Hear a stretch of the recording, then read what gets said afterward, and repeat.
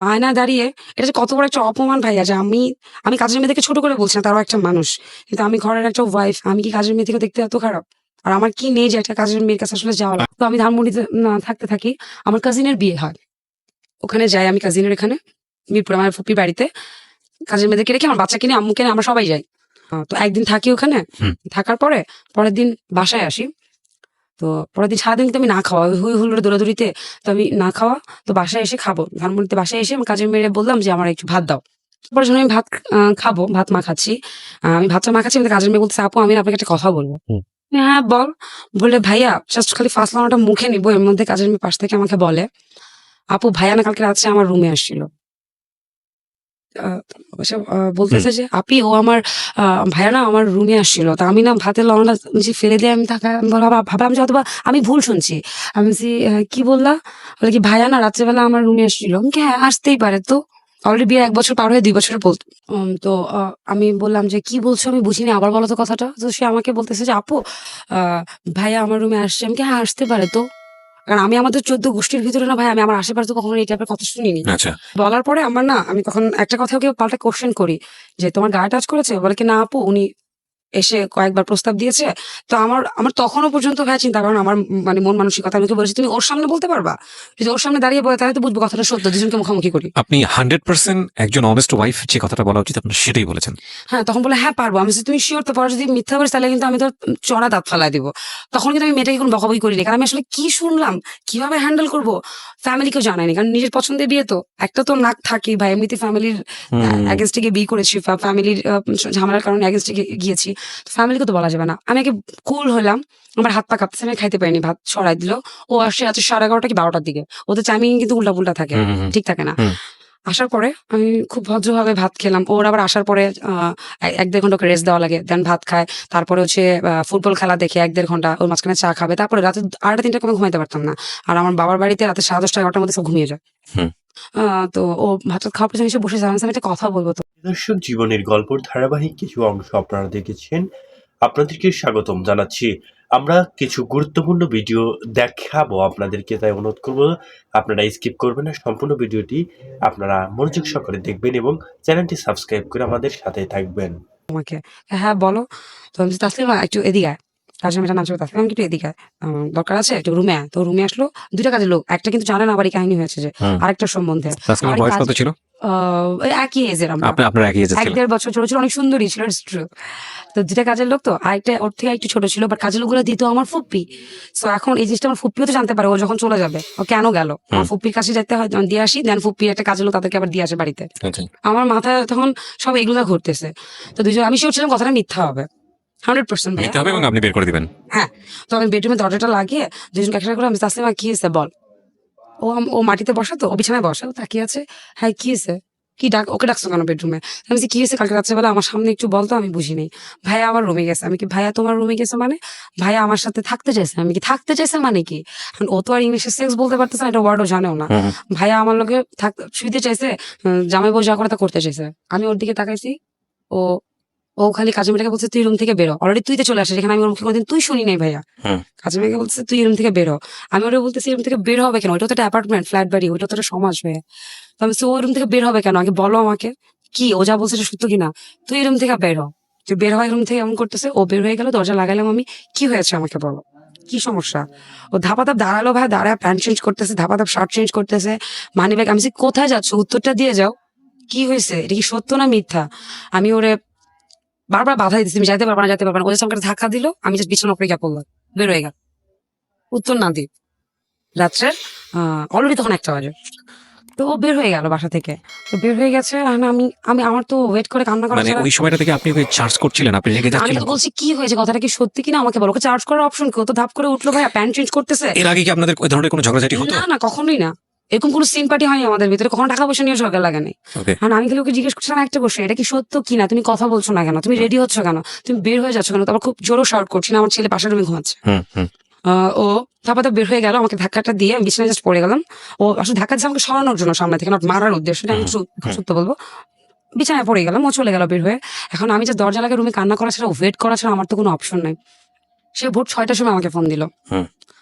খুব স্বাভাবিক, রাত্রেবেলা তো অফিসগুলো খোলাই থাকে, চ্যানেলের এডিট কারণ তারা বুঝতে চলতেই পেরেছি, থাকে। হ্যাঁ ওখানে গিয়ে অফিসে কাজ করছে। এখন আমি ওকে ফোন দিয়ে, ফোন ধরে না, সকাল 6টার সময় সে আমাকে ফোন দিল, ফোন দিয়ে বলতেছে আমি সরি, ভুল হয়ে গেছে। আমি বলছি, কি ভুল হয়ে গেছে? বলে, আমি বাসায় আসি, তারপরে তোমার সাথে কথা বলি, তুমি রাগ করো না, চিৎকার করো না। আমি বলি, আচ্ছা ঠিক আছে, তুমি বাসায় আসো। তো বাসায় আসলো। আহ, ও আমাকে আমি বিছানায় বসা, ও আমাকে আমার সামনে বসে মাথা নিচু করে বলতেছে যে আমার ভুল হয়ে গেছে, আসলে তুমিও বাসায় ছিল না, আমার না ভুল হয়ে গেছে, আমার আর কখনো এরকম হবে না, এক্সিডেন্টলি আমার ভুল হয়ে গেছে, আমি তো আসলে কিছু করি না, ওকে প্রস্তাবই দিয়েছি। ভাই আমি মেনে নিলাম যে আসলে ভুল হয়ে গেছে। মানে হি ফিল সরি, ওকে। ওকে, অ্যাক্সিডেন্টলি পুরুষ মানুষ, আমি ধরেই নিয়েছি পুরুষ মানুষ, ফাইন। আমি কিন্তু মাথায় এত মানে লজিক্যালি এটা চিন্তা করে বলি নাই যে আমি আজকে যদি কাজটা করতাম তুমি কি করতা, এগুলো কিছুই না। ও বললো ভুল হয়ে গেছে, হচ্ছে ফাইন, ভুল হতেই পারে, বাট একটা জিনিস শিওর হলাম যে বাসায় রাতে বাইরে থাকা যাবে না। পর আমার ভিতরে ঘরে ঢুকে গেল, ওই যে আমি একদিন ফুপির বাসায় ছিলাম, ওকে, তো এরকম 10-15 দিন গেল। এখন আম্মুর কাছে আবার কাজের মেয়ের ক্ষেত্রে কি করলেন? ওকে বের করে দিলেন বাসা না, থেকে? ও তো ট্রু বলেছে, ও মিথ্যা বলে আমাকে বের করতাম, ও তো থাকতে দেয় নাই। ভাই আমাকে বলেছে ও না করে দিয়ে দরজা লাগাই দিছে, সো ও সৎ, ও বেটার, ও ভালো, আমি ওকে কেন বের করবো? আমার হাজবেন্ড প্রস্তাব দিচ্ছে, তাহলে তো আমার হাজবেন্ডকে বের করে দেওয়া উচিত। ওকে না, ওটা মানুষ না? আমার কাছে যেটা লিগেল সেটা লিগেল। তো আম্মুর বাসায় আমি আসি, আসে আবার থাকছি। পরের দিন সকালে গেছি, যে পরে ও অফিসে যাওয়ার পরে আবার একই বিচার, আপু আপনি প্লিজ আমাকে যাওয়ার সময় নিয়ে যান, নাহলে ভাইয়া আমার রুমে ঢোকার জন্য জোরাজুরি করে, ভাইয়ারা ধাক্কা আমাকে রুম থেকে বের করতে হয়েছে। তো সেকেন্ড জিনিস আবার হইলো, আমি কিন্তু তখন আমার ফ্যামিলিকে কিছু জানাই নাই। এটা কি ওই মানে যে মেয়েটা কমপ্লেন করছিল সুন্দর যে মেয়েটা, সেটার জন্যই হচ্ছিল? বাকি হ্যাঁ মেয়েটার ক্ষেত্রে? বাকিটা তো হচ্ছে মাত্র বড় হয়েছে, বাট এতটা Okay. সুন্দর না, একটু বড়। তো সেকেন্ড বারও একই বিচার। তখন ভাই আমার মাথাটা অবভিয়াসলি ক্র্যাক হওয়ার কথা, তার মানে দ্যাট মিনস তুমি এটা ভুল করো নাই, ফার্স্টের বার যেটা তোমার ছিল। ইন্টেনশন ছিল এটা? হ্যাঁ। দেন আমি যখন তাকে ধরলাম, ধরার পরে অ্যাজ ইউজুয়াল আমি তোমাকে অ্যান্সার দিতে বাধ্য না। প্রথমবারের আচরণ সেকেন্ড বারের আচরণ কিন্তু এক না। হুম। সে আমাকে সে দিচ্ছে, আমি তোমাকে অ্যান্সার দিতে বাধ্য না। দেন আমি তাকে বলছি, তুমি কেন বাধ্য না, তুমি কাজটা করেছো কিনা আমাকে বলো। এরপর ওর সে হয় যে করলে করছি, তুই কি করতে পারবি করগা। এই লাইফে ফার্স্ট আমাকে তুইতে চলে আসলো, করলে করছি তুই কি করতে পারবি করগা, দরকার হলে আমি আরো করবো, ওরা তো কিছু করতে পারি না, তখন এবার কইরেই দেখাবো। ও কিন্তু প্রস্তাব দিচ্ছে ভদ্রভাবে, তখন আমি এটাকে ওই পর্যায়ে যায়নি। তো আমি ভাই আমি কোনোদিন আমার লাইফে তুই তোকারি শুনিনি হাজবেন্ড ওয়াইফদের মধ্যে। আমি যে ফ্যামিলি থেকে আসছি, আমার চোখ দিয়ে পানি পড়তেছে, আমি কাঁদতেছি। আহ, তো তারপর থেকে তার বিহেভিয়ার আমার সাথে একটু ডিফারেন্ট হওয়া শুরু করলো। তো এরপরের বার থেকে যখনই বাবার বাড়িতে যেতাম, সহজে যেতাম না, কিলো দিনে দিনে ব্যাক করতাম। তো যখনই বাবার বাড়িতে যাওয়া শুরু করলাম, বড়টাকে সাথে করে নিয়ে গেলাম, কারণ আমি ভাবছি ছোট তো, ওটা তো ছোট, ওটা তো কিছু বলবে না, তাহলে হয়তো বা এটা সুন্দরী বলে শুধু এটা ক্ষেত্রে এরকম হচ্ছে। কারণ আমি তো কাউকে শেয়ার করিনি যে কারোর কাছ থেকে আসলে বুদ্ধি নিব, কাকে শেয়ার করবো? এটা মান ইজ্জত মান সম্মান। যার সঙ্গে শেয়ার করবেন সেখানে আর সম্মানের প্রশ্ন। আরেকটা জিনিস আমার হচ্ছিল, আয়না দাঁড়িয়ে, এটা যে কত বড় একটা অপমান ভাইয়া, যে আমি কাজের মেয়েদেরকে ছোট করে বলছি না, তারও একটা মানুষ, কিন্তু আমি ঘরের একটা ওয়াইফ, আমি কি কাজের মেয়ে থেকে দেখতে এত খারাপ? আর আমার কি নেই যে একটা কাজের মেয়ের কাছে আসলে যাওয়া লাগে? আয়না দাঁড়িয়ে কি করতেন? কি দেখতাম নিজেকে, কি নাই ভিতরে ভিতরে, আসলে নিজেকে অনেক ছোট করে ফেলে বিষয়গুলো। আর যদি আপনি কারো কাছে শেয়ার করতে না পারেন, তাহলে আরো ছোট হয়ে যান। ভেরি ডিফিকাল্ট স্টোরি, প্রিয় শ্রোতা, খুবই কঠিন একটা গল্প। আমি এই ধরনের গল্প পাইনি কখনো, আমি এত গল্প শুনেছি। আর It's really difficult. স্ট্যাটাস আপনি কাউকে জানাতে পারছেন না, আপনাকে হ্যাপিলি লাইফ লিড করছেন বলে সবার সামনে হাসি দিতে হচ্ছে। হুম, হুম, হুম। আমি অনেক সুখে আছি, আমার হচ্ছে সুখে কেউ নাই। এটা বলাটা না তখন পাপ। আপনি যখন সুখে আছেন তখন সুখ বলা যায় ভাইয়া, বাট আপনি যখন সুখে নেই তখন এটা বলাটা অনেক বড় পাপ মনে হয়, অনেকটা কষ্ট মনে হয়। তো আবার হাসি দিয়ে যখন বলতে হয় যে আই এম হ্যাপি, আমার হাজবেন্ডের মতো হাজবেন্ড হয় না, আমি খুব সুখী। True. তো তো আমি ভাবছি তাহলে এটাই হয়তো বা সুন্দরী, তাই হয়তো বা এটার জন্যই প্রবলেম। ঠিক আছে, পরে দেখলাম যে না, ছোটটার ক্ষেত্রে একই প্রবলেম শুরু হলো। তো ওই একটা পর্যায়ে প্রতিদিনই হয়, প্রতিদিন তো তার সাথে আমি সে দিই, ঝগড়া ঝগড়া হচ্ছে তার সাথে আমার। একটা পর্যায়ে সে আমাকে মূর্খ বলে গালি দেয়, তুই মূর্খ বলেই তুই কাজের মেয়েদেরকে সামনে দাঁড়িয়ে এটাকে প্রমাণের চিন্তা করতেছিস, তো তোটা মেনে নেওয়া উচিত। Oh. এই মূর্খ ওয়ার্ডটা আমার খুব মাইন্ডে লাগে। আমি খুব জেদি মেয়ে ছিলাম, আগে বলেছি। তো আমি আমার বাবার বাসায় আসি, এই ঘটনা কিন্তু এগুলো চলতেছে, কারণ এগুলো প্রতিদিন বলার কিছু নেই। হুম। তো বাসায় এসে আমার বাবাকে বলে আমি পড়াশোনা শুরু করবো। অলরেডি তখন বিয়ের 2 বছর। আব্বু আমাকে বলছে যে আব্বু পড়াশোনা করতে দিবে না, কারণ পড়াশোনা করতে দিলে আমি আবার অসুস্থ হয়ে যেতে পারি হুম, হুম। প্রেশারে। আমি বলছি যে আমি পড়াশোনা করবো, তখন আমি পরীক্ষা দিব না, সরি ক্লাস করবো না, আমি পরীক্ষা দিব। আব্বুকে তো ছেলে হয়ে গেছে, তুই সুখে আসছিস, তুই সংসার করছিস, তোর পড়াশোনা দেখি দরকার। আমার কথা শুনে আমি পড়াশোনা করবো, আমাকে মূর্খ বললো কেন? সো একটা সার্টিফিকেট হলো আমার লাগবে, এসএসসি সার্টিফিকেট হলো আমার লাগবে। থ্যাঙ্কস টু হিম, সে আমাকে তো মূর্খ বলে গালি দিয়েছিল। থ্যাঙ্কস টু হিম, আসলে থ্যাঙ্কস তাকে। তো আব্বুকে অনেক জোরাজুরি করে আমি আমাদের এলাকার মিরপুর এলাকায় একটা স্কুলে ভর্তি হলাম, যেখানে ক্লাস করা লাগে না, জাস্ট পরীক্ষা দেওয়া লাগে হুম, হুম। প্রভাবশালীদের। সো প্রবলেম হয় না, বাসায় 2টা টিচার রাখা হলো।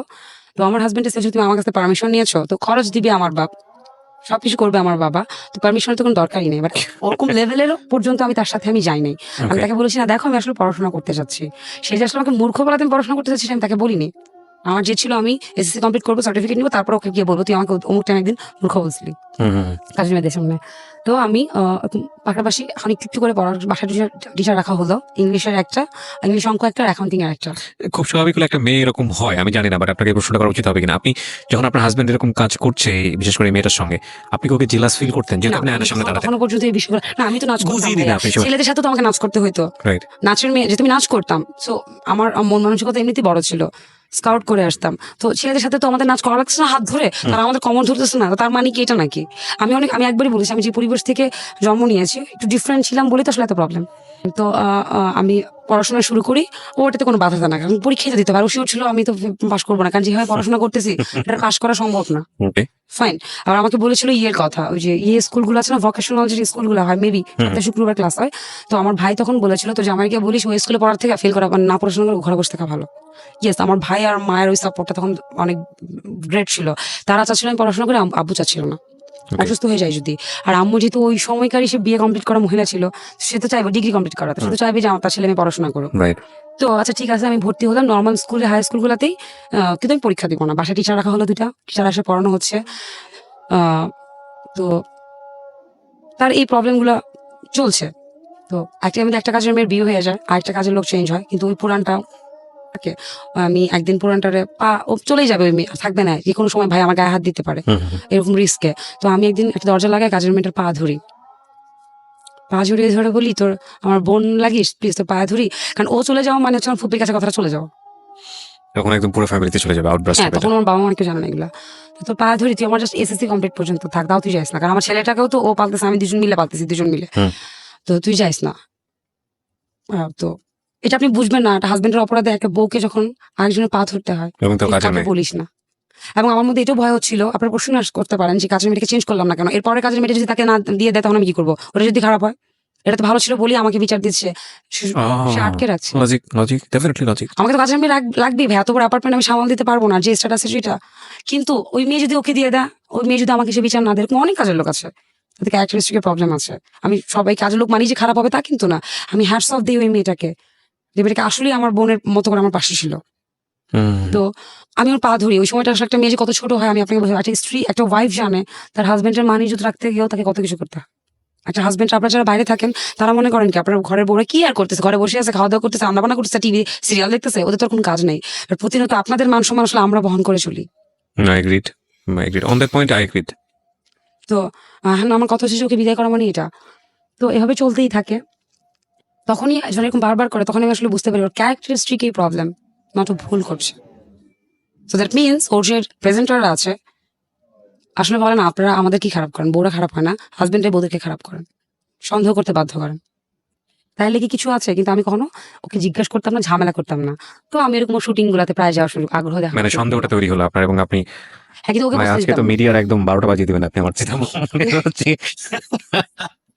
ওকে, but story we respect the ground. জীবন গল্প, এখানে প্রত্যেকটা মানুষ, আমি খুব দ্ব্যর্থহীন কণ্ঠে বলি, একজন ভিক্ষুক থেকে শুরু করে সমাজের একেবারে উচ্চতলের মানুষ, সবার জন্য এখানে জায়গা আছে। প্রত্যেকের গল্পই গল্প, সেটা সমাজের যে জায়গাটাকে আঙ্গুল করুক না কেন। But essence of the story আমরা নেবার চেষ্টা করবো। এখানে মিডিয়া কিংবা প্রডিউসার কিংবা সে অনেক সম্ভ্রান্ত পরিবারের মেয়ে, এই বিষয়গুলোকে আমরা দেখার না চেষ্টা করি, বরং আমরা গল্পের জায়গাটাকে বোঝার চেষ্টা করি যে আসলে কি কারণে সংসারটা কি অবস্থায় চলে গেল। হ্যাঁ, এই জায়গাটাকে দেখার চেষ্টা করি। যে কোনো মানুষের জীবনেই হতে পারে, হয়তো মিডিয়াতে কাজ করছেন বলেই হয়তো বিষয়টা বেশি ফ্ল্যাশ হয়। যে কোনো মানুষই তার লেভেল থেকে খারাপ হতে পারেন, সুতরাং আমরা বিষয়টা কিভাবে না দেখি। ওকে, তো এখন আমার ইয়েটা বাড়তে থাকে, সেই তুলনায় কিন্তু আমার মানসিক প্রবলেম গুলো বাড়তে থাকে। সন্দেহ হতে থাকে, ওই কনভার্সন আমি তাকে তো আর এগুলো বলছি না যে আমি তোমাকে সন্দেহ করছি প্রেজেন্টারদেরকে দিয়ে, আমি অনেক মানে বুদ্ধির সাথে এগুলো হ্যান্ডেল করতাম। তা হয়তো চলো তোমার শুটিং এ যাই, আমিও শুটিং এ যেতাম। কিছু শুটিং করতো। প্রোগ্রাম গুলোতে বিভিন্ন প্রোগ্রাম হয় না, ঈদ উপলক্ষে বিভিন্ন যে সাপ্তাহিক প্রোগ্রাম গুলো okay. আপনারা টিভিতে দেখেন, আচ্ছা আচ্ছা, আমি নামগুলো না বলি। না তো ঠিক আছে। হচ্ছে এই টাইপের প্রোগ্রাম গুলো তো সে শুটিং করতে, শুটিং হয় না বিভিন্ন হাউসে হয়, যে হাউস থাকে না। তো তখন ভাইয়া একটা বাসার কাজের মেয়ে ছাড়া না, সে এত সুন্দর সুন্দর প্রেজেন্টার থেকে ছেড়ে দেয়, এটা আপনার খুব স্বাভাবিক, আপনি সন্দেহটা করলেন। করতেই পারি আমি। হ্যাঁ। Okay fine. হ্যাঁ, তো আমি শুটিং গুলাতে যাওয়া শুরু করি, এই ওর ফোন ভিতরে ভিতরে লুকায় লুকায় সার্চ করা শুরু করি। অলরেডি বিয়ের কিন্তু 3 বছর পার হয়ে গিয়েছে। তো একটা সময়ে আমার এসএসসি চলে আসে, আমি অনেক প্রেশারে থাকি। আর অলরেডি কিন্তু আমার ঘুমের ওষুধের ডোজ বাড়তেই থাকে, ডাক্তারদের কাছে রেগুলার যাই। মানসিক টেনশন, মোহিত কামাল স্যার ওষুধ বাড়াতে থাকে ডোজ। উনি আমার হাজবেন্ডকেও নিয়ে আসতে বলেন, বাট আমার হাজবেন্ড সো কল তার সে জেনে যাবে আমি তার ওয়াইফ, এই কারণে সে যায় না। মোহিত কামাল আগে থেকে তাকে শুনে বলে সে যায় না। তো মোহিত কামাল স্যার খুব মজা করে একটা আছে যেটা আমি আসলে প্রত্যেকটা মানসিক রোগীর জন্য দিতে চাই, যে আহ, আসলে যে সমস্ত ওয়াইফদের হাজবেন্ডরা এরকম বাহিরে মেয়েদের সাথে বিভিন্ন কাজে লিপ্ত হয় বলে আমরা জানি, বুঝি, তো তাদের জন্য আসলে একটা সে। তো মোহিত কামাল স্যার আমি যেন টেনশন না করি, আমাকে একটা সে দেয় যে দেখো তুমি যেরকম টয়লেটে গিয়ে শেষ করে আসো, তেমনি পুরুষ মানুষের কাছে রাস্তায় বিভিন্ন জায়গায় জায়গায় গিয়ে সেক্স করাটা এরকম একটা বিষয়। তো তোমার মধ্যে যেরকম কোনো ফিলিংস নেই শেষ করার, পুরুষ মানুষের ওই টাইপের পুরুষদের সেক্স করার কোনো ফিলিংস আছে, তুমি ভাইবো না সে ফিলিংস এর শুধু তোমার সাথেই করে, তুমি তার ওয়াইফ। এটা আপনাকে মানে সান্ত্বনা দেওয়ার জন্য বলে, আই নো দ্যাট। তো ঘুমের ওষুধ বাড়তে থাকে। তো আমার এসএসসি সামনে, তো আমার বাবা আমাকে একটা কথা বলতে থাকে, মা তুই ফেল কর, তাও তুই আমার পরীক্ষার জন্য প্রেশার নিস না, তুই ফেল কর। আর আমার মানে ভাই বলতে থাকে, দেখ মানিজ্জত আমাদের ফ্যামিলি থেকে ফেল করে না, তুই 1.90 পায় কাটায় কাটায় পাস করিস, কিন্তু আমার তো প্রেশার নিয়ে লেখাপড়া করা নিষেধ ছিল। তো ভাইয়া আল্লাহর রহমতে পরীক্ষা দিই 4.19, ওকে, কোনো ক্লাস করা ছাড়া। Not bad. এইসব সংসারে মানসিক টেনশন সবকিছু নিয়ে পড়াশোনা, বাচ্চাও তো বড় হচ্ছে, বাচ্চাকে পালছি আমি। এখানে বেবির কথাটা একটু পরেই বলবো। হুম। বাচ্চা পালছি আমি। তো তো যখন রেজাল্টটা আসে, ওই আমাকে ফোন দিয়ে বলে যে এটা কি আসলেই তোমার রোল নাম্বার। ও শকড থাকে। তখন আমি বলি যে হ্যাঁ আমার নাম মেজর রোল নাম্বার। তুমি তো অনেক ভালো করছো, কারণ ওরা ধরে নিয়েছিল আমি ফেল করবো। তো এভাবে এসএসসি কমপ্লিট করি আমি। ইন্টারে ভর্তি হই একটা কলেজে। আমার ছেলেকেও স্কুলে ভর্তি করা, একটা ইংলিশ মিডিয়ামে, ধানমন্ডির। আমি নামটা না উল্লেখ করতে চাচ্ছি। তো এরকম ও আমার ছেলের কখনো কোনো ডাক্তারের কাছে বলেন টিকা দেওয়া বলেন, কোনো কিছুতে কিন্তু ও যায় না। আমি কাজের মেয়েদেরকে নিয়ে বা আমার মাকে নিয়ে যাচ্ছি। ওকে জাস্ট শুধু ফার্স্ট মানে স্কুলে ভাইবা হওয়ার দিন যাওয়া লাগে প্যারেন্টসদেরকে ইংলিশ মিডিয়ামে। তো বেসিক্যালি আসলে বাচ্চাদের হয় না, এই ভাইবাটা আমাদের বাপ মাদেরই হয়। তো আমি যাই, ও যায়, ও একদিনই শেষ। তো সে তো সকালে যায়, রাতে তার আসার কোনো ঠিক ঠিকানা নাই। তো হঠাৎ তার যে প্রেজেন্টারটা থাকে, একটা মেয়ে এরকম রাত বিরাত তাকে ফোন দিতে থাকে। আচ্ছা প্রেজেন্টারটা তো একটা দুটো দূরের সময় কি কাজ। এবং আমি হঠাৎ করে খেয়াল করি যে এই একটা নাম্বার, যে আমাকে বলতেছে সে প্রেজেন্টার রাইট, বাট আসলে নাম্বারটা সেভ করা না। এখন ওর প্রত্যেকটা নাম্বার সেভ করা থাকে প্রেজেন্টারদের, কিন্তু নাম্বারটা সেভ করা না। তো দেন আমি নাম্বারটা বের করি, এবং আমি যে নাচ করতাম মেয়েটা হচ্ছে ওই একটা ভাইয়ার সাথে আগে নাচ করতো অনেক আগে। আমি মেয়েটাকে চিনতাম যে নামটা সে বলছে, এখন বর্তমান প্রেজেন্টার তার, কিন্তু নাচ করতো। তো আমি বুদ্ধি করে ওই ভাইয়াটাকে ফোন দিই যে ভাইয়া তুমি না বলেছিলে আমার হাজবেন্ডের সাথে সে কাজ করছে, নাচ করতো, তো ওর ফোন নাম্বারটা আমাকে একটু কালেক্ট করে দিতে পারবা, আমি আসলে নাম্বারটা মিলাবো। পরে দেখলাম যে রাইট, ভাইয়া নাম্বারটা দেওয়ার পরে দেখলাম এই মেয়ে ওই মেয়ে, কিন্তু ও প্রেজেন্টার বলতেছে অন্য একটা মেয়ের নাম, এই মেয়ের নাম বলছে না। ও তো 2-3টা প্রোগ্রাম হতো সাপ্তাহিক। তো এই মেয়ে ওই মেয়ে না, নতুন মেয়েটা না। তো রাতে 2টা-3টা বাজে কিসের প্রেজেন্টার। দেন আমি তার সাথে রাগারাগি করি একদিন, যে রাত 12টার পরে তুমি যখন যখনই বাসায় ঢুকো, রাত 2টা-3টা বাজে তুমি যখন অফিসে থাকতেছো তখন ফোন ধরো, কিন্তু বাসায় ঢুকার পর সেটা রাত 12টা হয়ে যায়, তুমি আর ফোন পিক করতে পারবে না। Okay fine. হঠাৎ করে তুমি ঘুম ভাঙে দেখি সে বাসা নেই, পাশে নেই। তো আমি উঠে গিয়ে দেখি যে সে আমার গেস্ট বেডরুমের বারান্দাতে গিয়ে একটা কারোর সাথে ফোনে কথা বলছে। আমি চুপ করে পিছনে গিয়ে দাঁড়াই। তো সে কথা বলছে, আমি কথাগুলো না বলি কি বলছে, তারা রোমান্টিক কথাবার্তা বলছে। আমি পিছনে দাঁড়িয়ে চুপ করে দাঁড়িয়ে আছি, যেন সে ফিরলে আমাকে দেখে। নট আমি লুকিয়ে শুনছি, কিন্তু আমিও মুখোমুখি দাঁড়ানো, কিন্তু ও তো গ্রিল ধরে আকাশের দিকে তাকিয়ে তাকিয়ে আকাশ বাতাস নিয়ে কথা বলছে, তার তো পিছনে দেখার দরকার নেই, তাই না? তো আমি দাঁড়িয়ে আছি। তো সেই যে কথাটা বলাটা বন্ধ করে পিছনে ফিরেছে, ফিরে আমাকে সে দেখার পর আমাকে বলছে তুমি এখানে। তখন আমি হাসতে হাসতে ততদিন আসলে আমার আর কিছু নাই তার প্রতি, প্রেম ভালোবাসা শ্রদ্ধা সবচেয়ে বড় একটা ওয়াইফের হাজবেন্ডের প্রতি, সেটা হচ্ছে আপনারা বলেন কি আমি জানি না, ট্রাস্ট। সেকেন্ড হচ্ছে শ্রদ্ধা করতে থাকতে হয়, আর যেখানে ভালোবাসা থাকে না। তো আমি যদি সে 10 বছরের বড় হোক আর আমার সেম এজই হোক আমার হাজবেন্ড, আমি যদি তাকে শ্রদ্ধাই না করি, তার ততদিনে আমার তার ভিতরে তার জন্য আমার সম্মান প্রেম ভালোবাসার কিছু নেই। তখন আমি আমার ফ্যামিলিকে কিছু জানাইনি। তো আমি যখন সে পাল্টা ঘোরার পর আমাকে দেখে, আমি তো হাসি দিয়ে তাকে বলি শেষ, চলো ঘুমাতে যাই, বলে আমি সোজা ঘুমাতে চলে যাই। গিয়ে আমি বাড়ির চাপা দিয়ে ভাই কিভাবে কান্না করেছি আমি জানি। আজকে কথাগুলো বলতে গিয়ে আমার খারাপ লাগছে না, আমি হাসছি, কারণ আমি জানি আমি যেহেতু একটা মানসিক রোগী অসুস্থ ছিলাম, কোনো ফ্রেন্ড ছিল না, আমি বিষয়গুলো একা একা কিভাবে ভিতরে ডিল করেছি। এটা তো ও জানতো। ও জানতো, ওর Very কথা bad. হচ্ছে স্বাভাবিক না, আমি যদি একবার মেনে নিয়েছি সো মেনে না, ওর নিয়েছি। তো নিজে থেকে একটা ভয় থাকা উচিত ছিল। আমি মানে প্রত্যেকটা মানুষ কিন্তু তার নিজের জায়গা থেকে জাজ করে। তো আমি এত যেটা বছর জাজ বলি করছি, না, এখন কি বলবো? না সেটা ঠিক আছে, আপনার জায়গা থেকে আপনি ভেবেই বলবেন, ঠিক আছে, কিন্তু ওর জায়গা থেকে একটা ভয় পাওয়াটা স্বাভাবিক ছিল। ভয় পাওয়াটা স্বাভাবিক জায়গাটা নাম্বার 1, যে ও আপনাকে বিয়ে করেছে এবং সেটা হচ্ছে আপনার ফ্যামিলি যে স্ট্যাটাসটা, এটা ওর স্ট্যাটাসের চাইতেও ভয়ঙ্কর রকমের পাওয়ারফুল একটা স্ট্যাটাস। Obviously. নাম্বার 2, সেটা হচ্ছে যে ও তো আপনাকে সবকিছু জেনে জেনে বিয়ে করেছে। কনভার্সন ডিসঅর্ডার ইজ মারাত্মক রকমের ডিসঅর্ডার। Yeah. তো সুতরাং এই অবস্থা থেকে আপনাকে যদি মানসিক চাপের মধ্যে রাখে, ও তো নিজেও একটা বিপদে পড়বে। ওর তো কিছু যায় আসে না ভাইয়া, কারণ আলটিমেটলি আমার ফ্যামিলিতে ডিভোর্স ওয়ার্ডটা নাই, সো সেকেন্ড বিয়ার হচ্ছে না। আর আমার বাবা আমাকে সুখী করার জন্য যা আমার সুখ হচ্ছে ও, এটা ওর ধারণা। সো আমাকে হ্যাপি করার এগুলো জন্য সেও জানতো এবং হ্যাঁ, এটা এগুলো সে জানতো। সুযোগ হিসেবে নিচ্ছিল। Yeah. ওকে। কারণ আমি তো কাঁদছিলাম, আমি ওর পা ধরতাম, পা ধরে কান্না করতাম যে প্লিজ ব্যাক করো আমার লাইফে। Oh so this is another point, প্রিয় শ্রোতা। এতক্ষণ পরে আমার কথা বলার জায়গা তৈরি হয়েছে, আমি এতক্ষণ ধরে শুনছিলাম। একটা মানুষ যদি ভুল করে এবং সেই ভুল করা অবস্থায় আপনি বুঝতে পারছেন যে এই মানুষটাকে আপনি অনেক লাভ করেন এবং আপনি যদি তার উইকনেসটা শো করেন, আপনার উইকনেসটা, লাভের উইকনেসটা, তাহলে আপনি গেছেন। মূল কথা হচ্ছে যে সে আরো বেশি খারাপ করতে থাকবে এবং আপনার কিছু বলার থাকবে। ভাই সে তো ও একটা পার্সনই ছিল না যে কিনা আমাকে ফার্স্ট বুঝতে পারতো বলে আমার Right, ধারণা ছিল, right, ও তো ওই right. পার্সনটাই ছিল। সো আপনি যেটা করছিলেন যে কোনো ভাবে হোক না কেন তাকে ফেরানোর পায়ে চেষ্টা হাঁটতে করছিলাম। ফাইন। ও তো একটা মানুষের প্রতি, একটা মেয়ের প্রতি এরকম ছিল না না। না, তো আমি বললামই তো, আমি শুরুতে যে আমি বুঝিয়ে গিয়েছিলাম ততদিনে যে ওর ক্যারেক্টারিস্টিক পাবো। ফাইন, আপনি যে রেসপেক্টেড যে সাইকিয়াট্রিস্টের কথা বলেছেন, ওনার সাথে কি বিষয়গুলো ডিসকাস হ্যাঁ করতে? হ্যাঁ, উনি বলেছিল ওকে সহকারে নিয়ে আসতে, বাট ও তো যাবে না। ওকে, it's one kind of mental disorder also, cause আমরা যতদূর জানি যে এটা সাইকিয়াট্রিকের ভাষায় যে Yeah, কোনো একটা মানুষ এটাও যদি একটা মানসিক সমস্যা। হ্যাঁ, বলেছিল যে কাউন্সিলিং এর দরকার আছে, ওর দরকার আছে Right, বলেছিল, right. বাট সে তো যাবে না। হয় ও একজন এত বড় স্বনামধন্য প্রফেসর, ভাই ও কি যেতে পারে বলেন? ওকে ফাইন, আমাদের দেশে এই একটা বড় সমস্যা, মানসিক সমস্যা আছে মানে নিজের, এটা মনেই করি না আমরা। হ্যাঁ, এবং এটার যে একটা ট্রিটমেন্ট হতে পারে এটা আমরা একটা রোগ, Of course. জ্বরের মতো, অসুখের মতো, Right. একটা ফোড়ার মতো, এটা আমরা বুঝি না। বুঝি না। আমরা ভাবি যেটা অনেক বড় পাপ। সে ওর মানসিক রোগ, মানে পাগল, ও তো সব গেছে, রাইট। ও সব চলে গেল, এই টাইপের কিছু। তো এরকম ও কথা বলছে, আমি দেন চলে আসছি এই কথাটা বলে। তো তখন আমি আমার ফ্যামিলিকে জানাই। পরের দিন সকালে আমি রাগ করে বাবার বাড়িতে চলে আসা, এই আমি আমার ফ্যামিলিকে জানাই। বাবা মানে বাচ্চার বয়স কত তখন? বাচ্চার বয়স তখন অলরেডি 3.5 বছরের উপরে। 3.5 বছর। আমি ইংলিশ মিডিয়ামে ভর্তি করেছি প্লেতে, ওকে। ধানমন্ডির একটা ভালো বড় পরিচিত একটা ইংলিশ মিডিয়ামে। তো বাচ্চাকে নিয়ে আমি রাগ করে বাবার বাড়িতে চলে আসে। দেন এই প্রথম বলি যে গত 3 বছরে 3.5 বছরে আমার লাইফে কি কি হয়েছে। কাকে বলেন? বাবা মাকে। ওকে। আমার মা কান্নাকাটি, আমার বাবা চুপ, আমাকে যেতে দিবে না, অ্যাজ ইউজুয়াল যেটা আটকাইছে। আপনি জানতেন পরিণতিটা কি হবে, কারণ এটা বলার পর আপনার বাবা নিশ্চয়ই ওর কাছে যেতে দেবে না, এটাই স্বাভাবিক। হ্যাঁ, তো আবার অ্যাজ ইউজুয়াল সে আসছে ঘরে, ঘরোয়া মিটিং হয়েছিল, তো আসলে বলার কিছু নেই ভাই, ঘরোয়া মিটিং হয়েছে, মাপ চেয়েছে, আমি আর করবো না, ভুল হয়ে গেছে, সবার নিয়ে সামনে? গেল। হ্যাঁ, আমার দুলাভাই বোন সবার সামনে আমাকে আবার নিয়ে গেল, এই কথা বলে, আর করবে না সে। তো তো মানিজ্যতের প্রশ্ন না, এইরকম একটা সিরিয়াস ইস্যু। ওটা আমি অলরেডি 3.5 বছর পরে বলেছি ফ্যামিলিকে। ভাইয়া অন্য মেয়েরা তো নাকি শুই পড়লো বাবা বাড়িতে বলে দেয়, আমি তাও করিনি। অনেক মেয়ে আছে আপনি অনেক চেষ্টা করেছেন অফকোর্স, এবং আপনার জায়গা থেকে চেষ্টা করাটা এটা অস্বাভাবিক ছিল। হ্যাঁ। হ্যাঁ। তো হচ্ছে কিন্তু আমার বাবার কথা ছিল মানসিক প্রবলেম, তো ওষুধের ডোজ বাড়ছে কেন, ততদিনে আমি অলরেডি 25 mg ঘুমের ওষুধ খাই। ওহো, 25 mg ইজ হিউজ।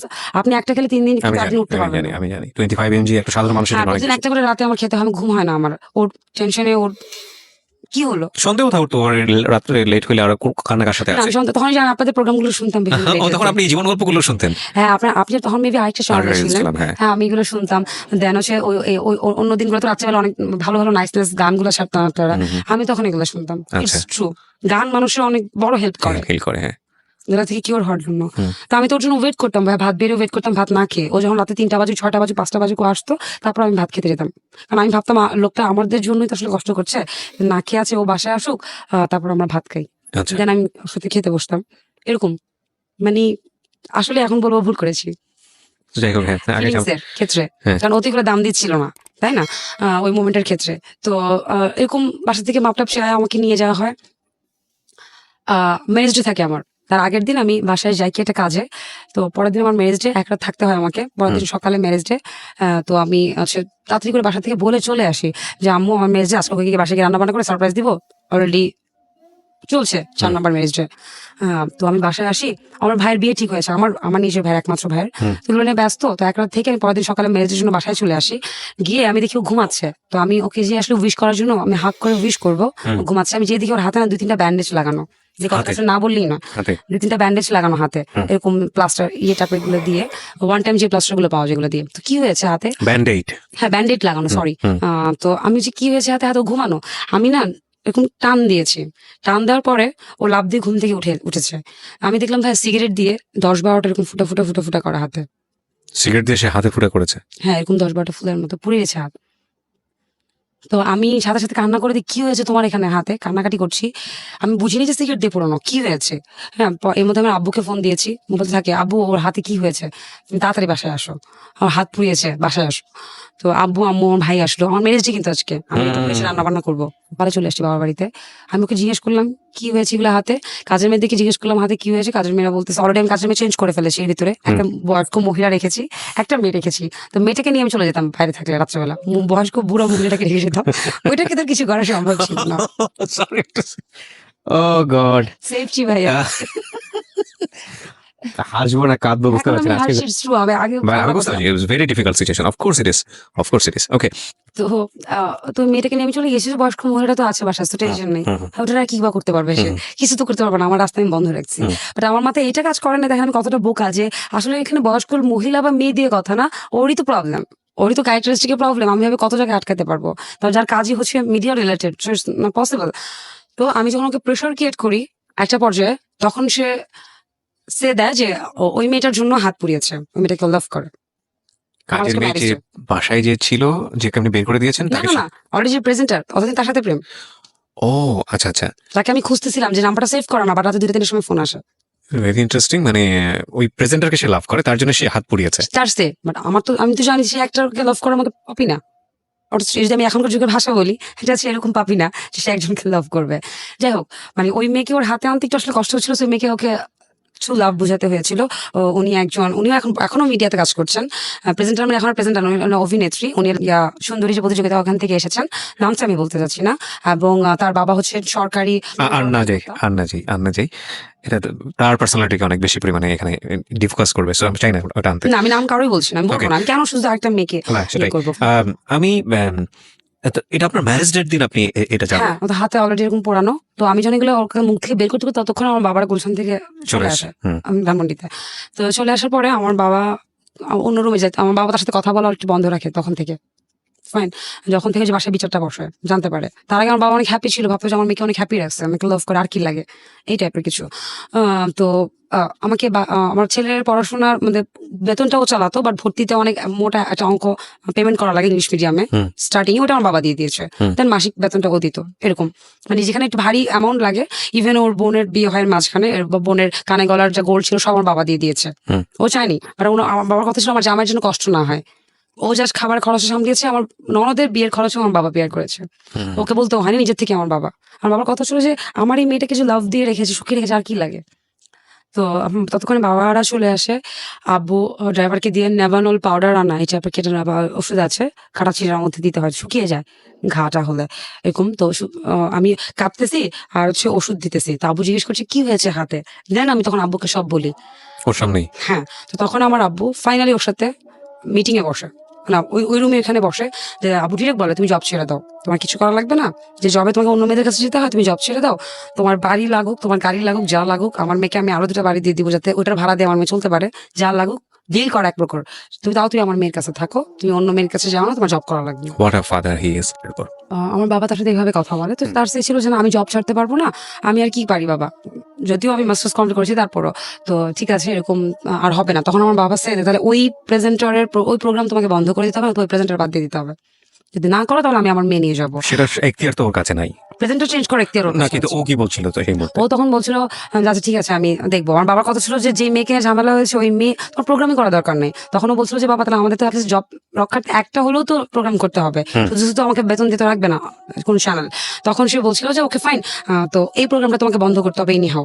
তো আমি একদিন এরকম ওই মেয়ের সাথে রাত বিরাচ্ছি, কথাই বলে, কোনো লাভ নেই। তারপরেও আমি মেয়েকে সে ফোন দিলাম, এবার মজার পার্টটা শুনেন, আমি মেয়েটাকে ফোন দিই যে আমি অমুকের ওয়াইফ, তো তুমি আসলে যেটা করতেছো ভুল করতেছো, এটা ঠিক করতেছো না, তুমি ওখান থেকে ফেরত আসো। দেন সে আমাকে খুব মজার কিছু ডায়লগ বলে, সেটা হচ্ছে আপনি যদি আপনার হাজবেন্ডকে ধরে রাখতে না পারেন, তাহলে সেখানে আমার কি করার আছে, আপনার ব্যর্থতা, আপনি আপনার হাজবেন্ডকে ধরে রাখতে পারছেন না, আর এটা আমার ক্রেডিট যে আপনার হাজবেন্ড আপনি থাকার পর আমার কাছে চলে আসতেছে। আমার খুব ইচ্ছা করে এখন মাঝে মধ্যে ক্ল্যাপ দিই মেয়েটাকে, যে যাক হাততালি, এত সুন্দর ডায়লগ আমাকে লাইফে একবার হলো শোনানোর জন্য। তো আমি বলেছি আচ্ছা ঠিক আছে, তো আজকে যে গলায় চেইন, হাতে ডায়মন্ডের আংটি, যে পায়ের নিচে গাড়ি দেখে এই কাজগুলো করতেছো, এগুলো আসলে কিছুই না। তো একটা আমি যদি চলে যাই আমার সাথে কিন্তু ও গাড়ি ইউজ চলে করতো, যাবে। ও গাড়ি ইউজ করতো, Yeah, মানে সেটা আমার husband। ওকে। আমিও করতাম, তো তখন সে বলছে যে আপনি আপনার হাজবেন্ডকে যদি আটকে রাখতে পারেন আমার কোনো আপত্তি নেই, এটা তার ক্রেডিট যে আমার হাজবেন্ড তার কাছে চলে যায়। ফাইন, এখন আমার কিছু বলার আছে তাহলে তারই ক্রেডিট, হুম। ট্রু। তো আমি আমার বাবার বাড়িতে চলে যাই যে আর সম্ভব না এভাবে। তো এই 6 বছরে অজস্রবার বলেছে ওকে ছেড়ে দে মা, ওকে ছেড়ে দে, ওকে ছেড়ে দে। আমি অলওয়েজ বলেছি না, বা একটু দেখি, বাবা একটু দেখি, একটু দেখি, একটু দেখি ভাইয়া। আমি লাইফে কখনো বলতে চাই না যে আরেকবার যদি থেকে যেতাম তাহলে তো ভালো হয়ে যেত। মানে অলরেডি যদি গিভ আপ করি তাহলে কোনো আফসোস রাখবো না। হ্যাঁ, Okay. অলরেডি 2010-এ আমার বাবা তখনও অলরেডি ডিভোর্স লেটার আমার সামনে নিয়ে আসে। হ্যাঁ, তো পাশাপাশি কিন্তু আমি পড়াশোনা চালিয়ে যাই, আমি ইন্টারও কমপ্লিট করতে থাকি, Okay. এগুলো আমি না যাই ওদিকে। হুম। তো ডিভোর্স লেটার রেডি করে আমার সামনে নিয়ে আসে, আমি সাইন করবো, ওইখান থেকেও আমি উঠে যাই 2010-এ ভাইয়া, হুম। যে না আমি আর একটা চান্স আব্বুকে দিতেই চাই। ওকে। ওকে, তো তখন আমার ছেলের বয়স 3.5 বছর। এরপরে সে হাত পোড়ানোর কাজটা সে করে, আবার ব্যাক যাওয়ার পরে। ওর সাহস দেখে আমি অবাক হচ্ছি। বিকজ অফ আমার বাবার দুর্বলতা ছিল আমি, আর আমার দুর্বলতা ছিল ও। তো ও, আমি বাবার বাড়িতে একবারে চলে আসি, দেন আমি ডিসিশন নিই যে না আমি আর থাকবো না, আমি ডিভোর্স দিবই। তো ও এসে মাপ চায়, কোনো কাজ হয় না, আমি আর মানি না, কারণ ততদিনে ভাই ওর প্রতি আমার ঘৃণা জন্মায় যায়। ও যদি আমার গায়ে টাচও করতে যায় আমার মনে ঘৃণা লাগবে।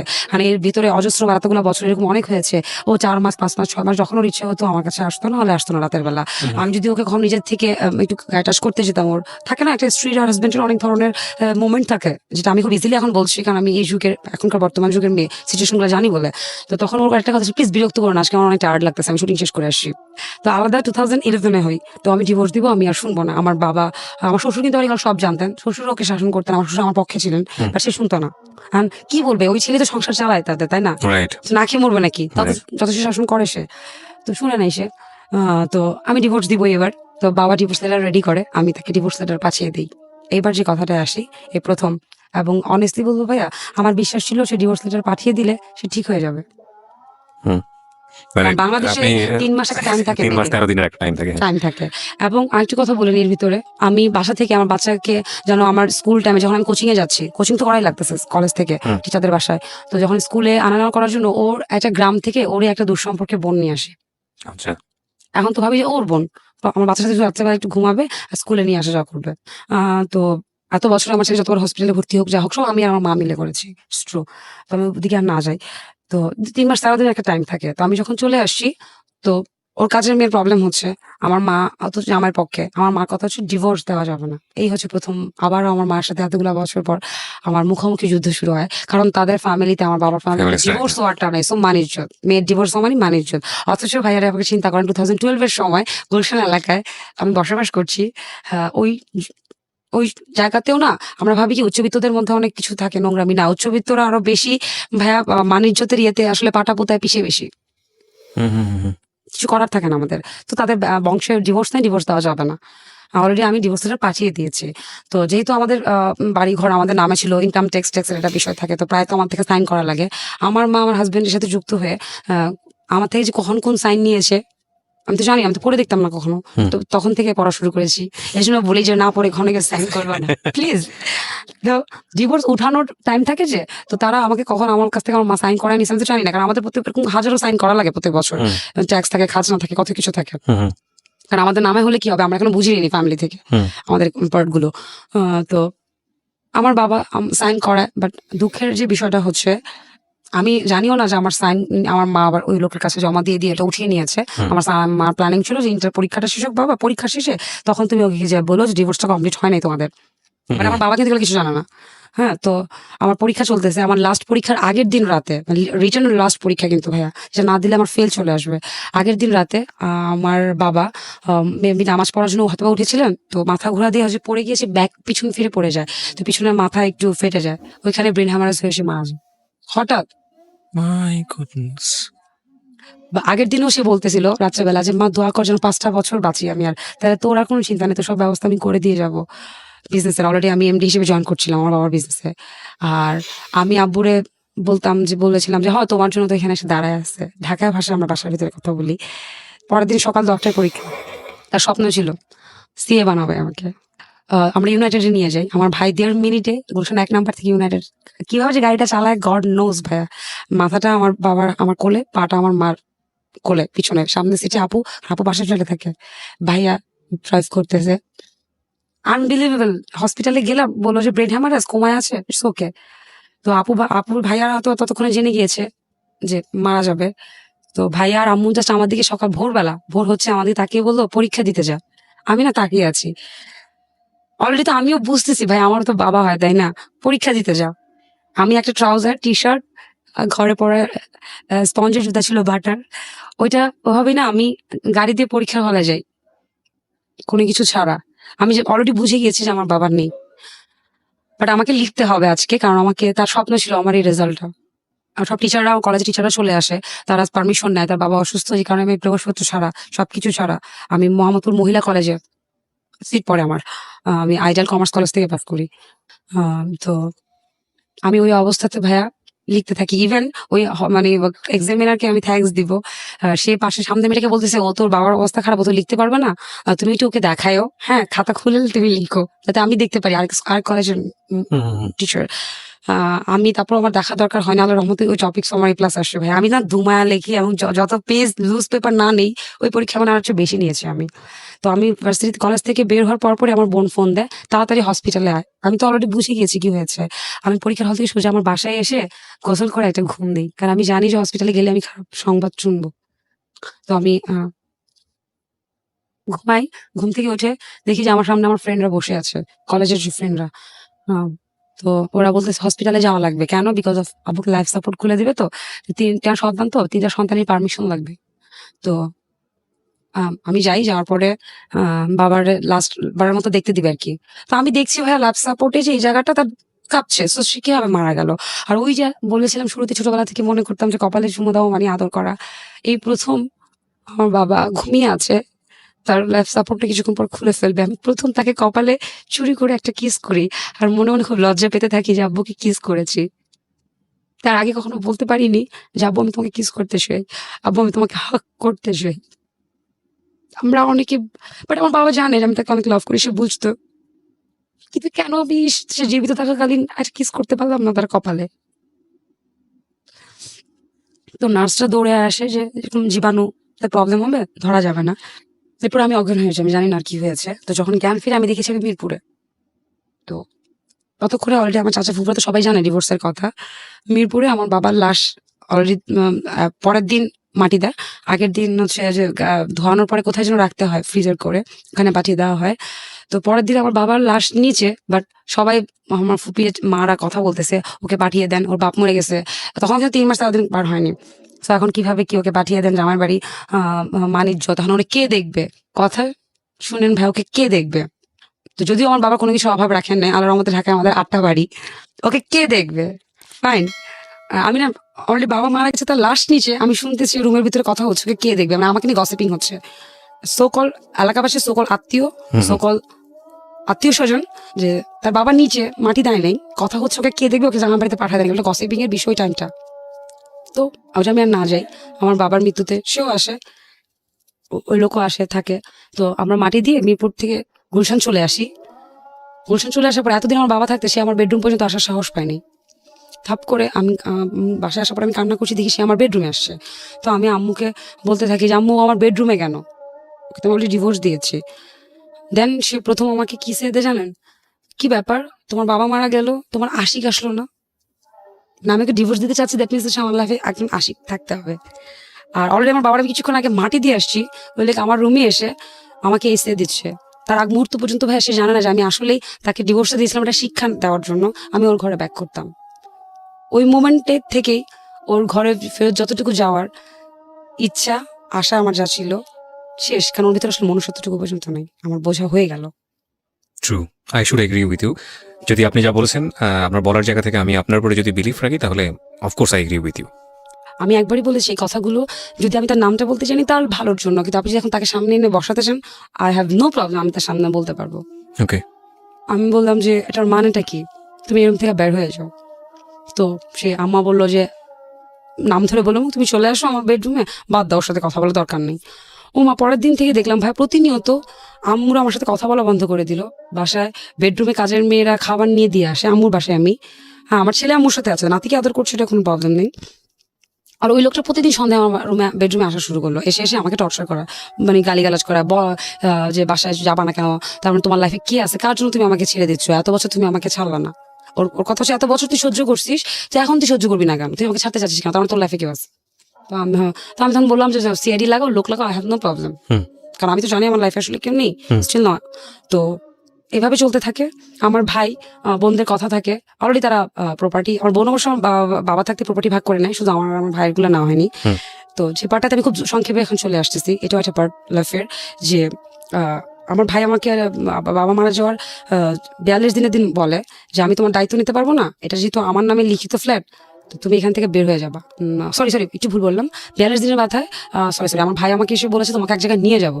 তুমি কোথায় নিয়ে যাবা, এটা আরো পরে হয়। তুমি কোথায় নিয়ে যাবা এই কথা বলে আমাকে নিচে নিয়ে যায় গ্যারেজে, গিয়ে একটা মাইক্রোতে করে আমাকে তাড়াতাড়ি করে উঠায় নেয়। কি হচ্ছে, আমাকে জোর করে উঠায় নেয়। তো সেটা কি, যে মাইক্রো পৌঁছানোর পরে যে দেখি এটা আসলে রিহ্যাব থাকে, রিহ্যাব, রিহাবে নেওয়া হচ্ছে। হ্যাঁ, যেখানে নেশা করলে বা মানসিক রোগীদেরকে সুস্থ করার জন্য নিয়ে হয়, বাট আমাকে রিহ্যাবে নেওয়া হয় আমাকে আটকানোর জন্য, যে আমি যতক্ষণ পর্যন্ত তার ঘর ফেরত না যেতে চাবো আমাকে রিহ্যাবে আটকানো লাগবে। এটা হচ্ছে গ্রিন রোডে একটা রিহ্যাব। এটা কি আপনার ফ্যামিলি থেকে করা হচ্ছিল? ভাই তখন তো অলরেডি সব ফ্যামিলির কর্তা ধর্তা ভাই, বাবা মারা গেছে না, এই টাইপের ব্যবসায়িক ফ্যামিলি গুলাতে ভাই দাঁড়িয়ে যায়, আর মার কাছে তো ছেলে বড়, স্বাভাবিক। তো আমার ভাই আমার হাজবেন্ড মিলে আমাকে রিহ্যাবে দেয়। আমি তো লাইফে কখনো আসলে স্মোক করিনি, বা যতই আমরা গুছানো থাকি না কেন, যেহেতু আমাদের ধার্মিক একটা ফ্যামিলিতে বা কনজারভেটিভ ফ্যামিলিতে আমার জন্ম ছিল, তো যে কারণে আমাদের ডিস্কো এগুলো কখনো যাওয়া হতো না, তো ড্রিঙ্কস ইম্পসিবল। তো রিহ্যাবে যাওয়ার পরে আমাকে কোশ্চেন করা হতো, যে আমি কোশ্চেন করা হয়েছিল ফার্স্ট, তখন বুঝলাম যে আমি রিহ্যাবে, কেন বুঝিনি, কিন্তু কোশ্চেন করা হচ্ছে কি খেয়ে আসছো, কি খেয়ে আসছি মানে পাশাপাশি মেয়েরা আমাকে কোশ্চেন করছে কি খায় আসছোস, বুঝতেছোস না কি খায় আসছোস। তো আমার কাছে ছিল যে গুলশান থেকে যেহেতু আসছে, তার মানে এই ধরনের রিহ্যাবে আসছেন মানে আপনি কিছু খায় আসছেন, কিছু উল্টোপাল্টা কিছু একটা ট্রাক নিয়েছে। Okay fine. তো আমার জিজ্ঞেস করছে কি খায় আসছো না, আমি তখন ভাই সিগারেট ছাড়া কোনো কিছু চিনি না, আর সিগারেট খাই তো আমার হাজবেন্ড যে সে, আমার বাবা তো আগেই বলেছে আমি চা পান সিগারেট কিছু খেত না, আমাদের বাসায় এস্ট্রো পর্যন্ত ছিল না, স্টেন এখনো নেই। আমার ভাইটা অনেক একটু খায়, তো চুরি করে বাইরে গিয়ে খায়, এরকম একটা অবস্থা। তো বিভিন্ন নেশার নাম বলতো, বিলিভ করতো না। তো তারা ফার্স্টে 2-3 দিন আমাকে ঘুমের ওষুধ দিয়ে রাখে পুরোপুরি, আমি চিৎকার চিল্লাপালা না করি। তো তারপরে হচ্ছে আস্তে আস্তে ডোজ কমানো শুরু করে। তো যে রিহ্যাবের ডাক্তার সে আমাকে ডাকায়, একজন আমাকে ডাকানোর পরে আমাকে বলছে যে আপনি এরকম আপনার হাজবেন্ডের কাছে যেতে চান না, আপনি সিরিয়াল দেখেন, কি কি ভালো লাগে জিজ্ঞেস করছে, সব বললাম। আচ্ছা সিরিয়াল দেখে কি লাইফটাকে এরকম করতে মন চায়? আমি না বুঝিনি ফার্স্টে, উল্টা কথা বলছে। আমি কি সিরিয়াল দেখে লাইফটাকে এরকম সিরিয়াল ভাবছি, মানে বলে কি না আপনার বাবা মা সব মা ভাই বোনরা সবাই চাচ্ছে আপনি হাজবেন্ডের ঘরে ফেরত যান, আপনি যেতে চাচ্ছেন না কেন? আমি রিহ্যাবে আমাকে আনা হয়েছে কেন, মানসিক অসুস্থতার জন্য নাকি হাজবেন্ডের ঘরে ফেরত যাওয়ার জন্য? অলরেডি কিন্তু আমি তার ভিজিটিং কার্ড ওই লোকটার টেবিলের ওই যে থাকে না অনেকে গ্লাসের মধ্যে রেখে দেয় চিপার মধ্যে, তো আমি দেখতে পাচ্ছি যে ওর কার্ডটা আমি তখনই বুঝে গেছি যে অমুক চ্যানেলের ওই নামটা দেখছি, আমি ও ভিজিটিং কার্ড দিয়েছে, মানে ওই আমাকে এখানে আনতে বাধ্য করছে। আপনার হাজবেন্ডই বাধ্য করেছে? হ্যাঁ। তো আমার হাজবেন্ডের ভাই তো একসাথে হয়ে গেছে, কিছু করার নেই। আর আমার আম্মুর বক্তব্য ছিল হচ্ছে হাজবেন্ড খারাপ তো কি হয়েছে, এখন বাচ্চার দিকে তাকায় লাইফ পার করে ফেলো। ভাই লাইফটা পার করা, ফেলো বলাটা অনেক সহজ, পার করাটা কিন্তু সহজ না। তখন সে আমাকে বলছে যদি না জানতো এখান থেকে মানে আমরা বের করবো না। তখন আমি তাকে একটা চ্যালেঞ্জের মতো করে বলি যে আপনি আমাকে কয়েকদিন আটকে রাখবেন, কয়েক বছর আটকে রাখবেন, 1 বছর 2 বছর, আমি কোনো কিছু ডিস্টার্ব করবো না, আমি খাবো দাবো ঘুমাবো, আমার কোনো সমস্যা নেই, আপনি যেদিন আমাকে বাইর করবেন সেদিনই বের হবো, কিন্তু একটা কথা মনে রাখবেন আমি ওর ঘরে যাবো না। দেন আমি ডিসাইড করি, কারণ ওই লোক কই আমাকে আরো সরি বলবে, সে ভালোবেসে ভুলগুলা অনুধাবন করে দেন আমাকে নিয়ে যাবে তার ঘরে, সে আমাকে জোর খাটাচ্ছে ফর প্রেশার ক্রিয়েট করতেছে ফর আমার বাবা নেই বলে। আর আমার ভাইয়ের সে হচ্ছে আমি দায়িত্ব নিতে পারবো না বাচ্চার তোমার সহকারে। ফাইন, তো আমাকে রিহ্যাবে রাখা হয় অনেকদিন। রাখার পরে আমাকে নিয়ে আসা হয়, একটা টাইম লিমিট থাকে, তো এর বেশি তো রাখা যাবে না, কেন বা রাখবে আমাকে, আমি তো আর অসুস্থ না, আমাকে একটা সময় কি আর ওষুধ দিচ্ছে না, আমি সুস্থ, আমি অন্য রোগীদের আরো নার্সদেরকে হেল্প করতেছি, ওষুধ নিয়ে দিতে, বিকালবেলা গান গাচ্ছি সবাই মিলে, মজা করতেছি, আমি ওখানে দিব্যি মজা করতেছিলাম, ভালোই আসছিলাম, যে অ্যাটলিস্ট ওর চেহারা দেখা লাগতেছে না, কেউ ডিস্টার্ব করতেছে না আমাকে, ওর চেহারা দেখা লাগে না, কেউ ডিস্টার্ব করা লাগে না। এই তো হুমায়ুন আহমেদের বই পড়ছি, আমি হুমায়ুন আহমেদের অনেক ফ্যান ছিলাম, ওদের বই পড়ছি, গল্পের বই, ভালোই দিন কাটছে আমার। তো এইভাবে আর কতদিন বলেন। তো আমাকে নিয়ে আসা হয়, নিয়ে আসার পরে আমার ভাই আমাকে ডেকে নিয়ে সে দেয় যে আমার বাচ্চা হলে তখন আমার আম্মুর কাছে ছিল, যে আমি তোমাকে পালতে পারবো না, তোমার দায়িত্ব নিতে পারবো না, তুমি বাসা থেকে বের হয়ে যাবা। তাহলে আমি বাসা থেকে বের হয়ে যাবো মানেটা কি, মাত্র আমি ইন্টারটা কমপ্লিট করলাম, ইউনিভার্সিটি ভর্তি হইনি এখনো, তো আর আমি কোনো প্রপার্টি বুঝিনি। মানে আপনার ফ্ল্যাটে তখন আলটিমেটলি আপনার হাজবেন্ড থাকে? হ্যাঁ থাকতেছে, আমি আমার বাবার বাড়িতে। আচ্ছা, তোমাকে বলছে তুমি ফ্ল্যাটটা কার নামে ছিল? আপনার ফ্ল্যাটটা আমার নামে। আমার বাবা একটা বুদ্ধিমানের কাজ করেছে, সব সন্তানদের নামেই করেছে যা করেছে, অন্য কাউকে কিছু দেয়নি।